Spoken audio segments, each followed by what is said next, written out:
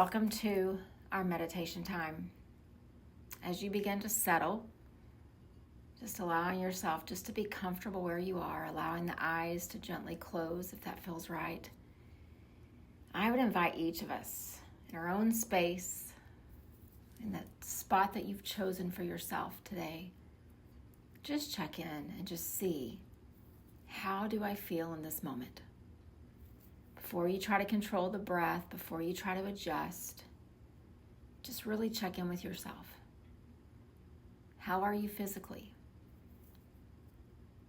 How are you mentally? How are you energetically? And see if you can go beyond words of just tired or sleepy. See if you can go a little deeper. Check on the energy level way deep down into your spirit. See if you can feel it there. And if the body is really to a point of just being so very tired, you may not be able to tap into how the spirit feels energetically, but just see for just these next few seconds if you can notice. What's the energy of your spirit like? What else do you still have to offer today? What else do you still have to offer this week, this season? And then let's turn our attention to our breath. Let's see if we can really usher ourselves into this present moment. Find some stillness, some respite for this body, some restoration for this energy, so that we can really sit with what the Yoga Sutras have for us today. So just take a slow, gentle breath in. And then gently, almost like you're whispering, just exhale, let it go. And a gentle breath in. Exhale, release. One more like that, just a gentle breath in. And whisper that breath out. And our Yoga Sutra for today that we're going to sit with for just these next few moments is the sutra about Brahmacharya. Brahmacharya is one of those ancient terms that over the years has been translated so many different ways. But the essence of it, because we know it comes from India and we know the word is in Sanskrit, if you break it down and you take out this word Brahman and then Charya, what it really means is uniting your energy with God, or with the name that you give to this divine force in your life, whoever that is, whatever name your culture or your belief system uses. So the essence of Brahmacharya, no matter how many ways it's been translated over the years into so many different texts by so many different people, the essence is whatever brings you closest to this divine entity within you. I always teach Brahmacharya as the right use of energy. And when you think about this idea of what Brahmacharya is, it basically means that we're not wasting our energy on things that take us further and further away from this divine presence. We don't want to waste our energy on things that disconnect us from the universe, but rather use our energy in ways that help us feel aligned and whole. And so Yoga Sutra 238 talks about Brahmacharya, and there's a few different ways that it can be translated, but the essence of it says, to one established in Brahmacharya, vigor is gained.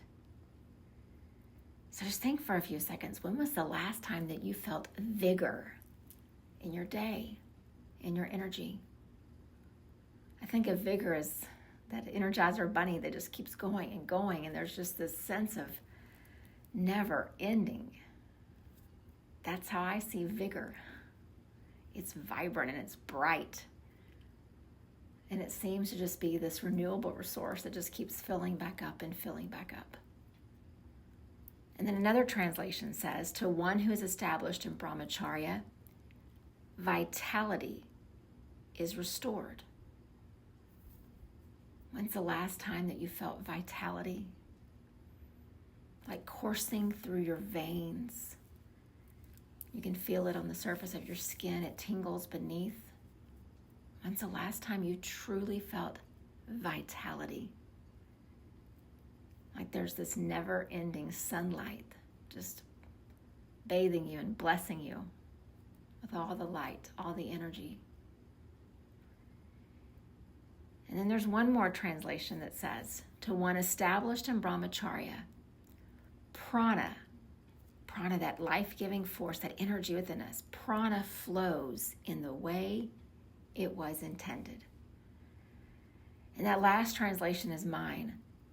From all the texts that I've read, from all the commentaries that I've studied about the sutras, I think this is what they're talking about. We talk about on the yoga mat often how you can direct your energy in certain directions and really get it to the places that feel stuck, the places that feel dark and shadowy.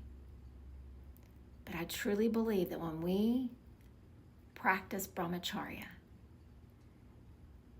our prana, our energy will begin to flow in the way that it was always intended. We know from a yogic perspective that energy flows inward toward heart center. We also know that it flows outward from heart center. We know that it flows downward to our feet, connecting us to the earth. And it flows upward, this idea of connecting us to source. So our energy is intended to flow. It's intended to move in very intentional ways. So why doesn't it? Because we tend to give our energy away. We tend to work ourselves to a point of depletion and exhaustion. Maybe not physically on your body, but oftentimes in your emotions, in your effort that you can give, in the capacity in your mind and in your thoughts. We're giving our energy away in so many different ways. And rather than bringing us closer to source, this idea of Brahman, this idea of God, it's just taking us further and further away. And so I'd ask you, first off, what do you want to connect to? How do you define in your own life this creator, this divine presence in the world, this idea of the universe? However you define that, picture what your life looks like if you are aligned and close to it. Almost like you can touch the stars. And then picture what your life looks like when there's separation between you and that source, that divine presence. I don't think I have to ask us which place we want to live in. But I do think the question needs to be asked of what are we going to do about it?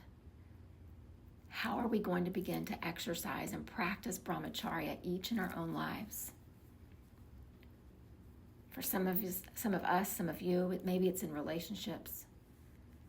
Maybe the energy drain, the prana drain is in certain relationships that you have. It doesn't mean that you don't care for people and that you're not compassionate. But you do need to be intentional about where your energy goes. Is it taking you closer to source or pulling you away? For some of us, it's in our calendar. We go and we go and we go until there's no more go left. And even if those things that we're involved in are good and worthy, they're just taking us further away from the source that we want to be connected to. And then for others, it could be in the place where you go to work every day. These professional relationships that you have, these connections, these colleagues, this world outside of your friends and your family. Are you going places where you feel aligned, where your energy can flow upward and outward and inward? Or where it feels like the world is just pulling it out of you and taking it? And so whatever your situation is, whatever it is that's just really drawing on that energy in a way that takes you further away from source, further away from this divine presence of the universe, what are you going to do about it?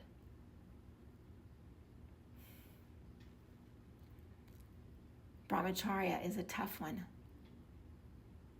because so much of what we want to do is so good and so worthy.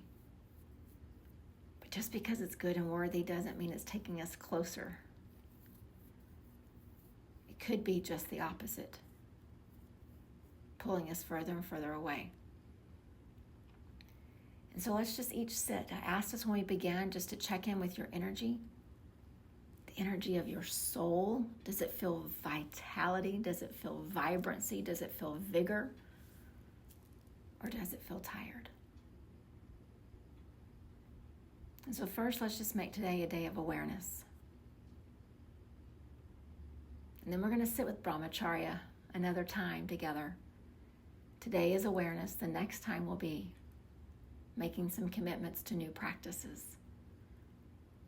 But first, let's just be aware. What's the state of your spirit? What's the level of your energy? Is your soul vibrant, or is it tired?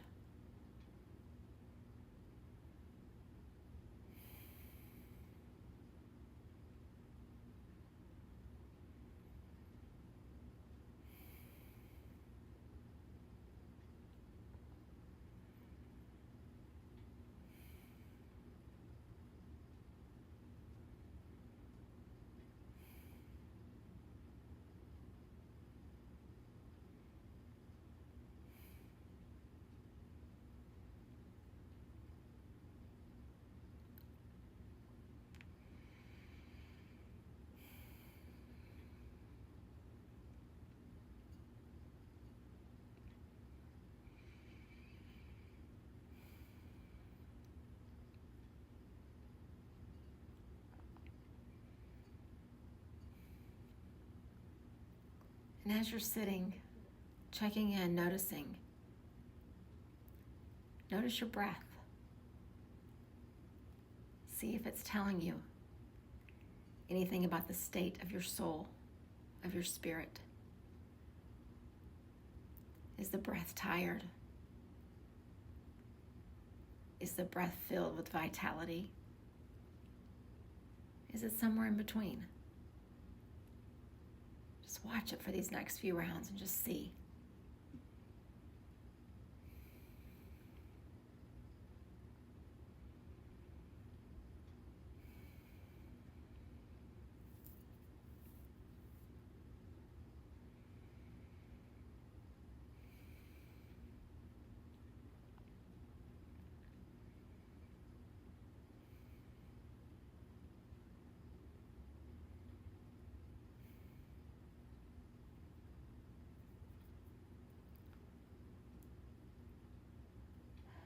And as we prepare to close our time together, to prepare for sleep, to prepare for the rest of the activity, whatever you have today,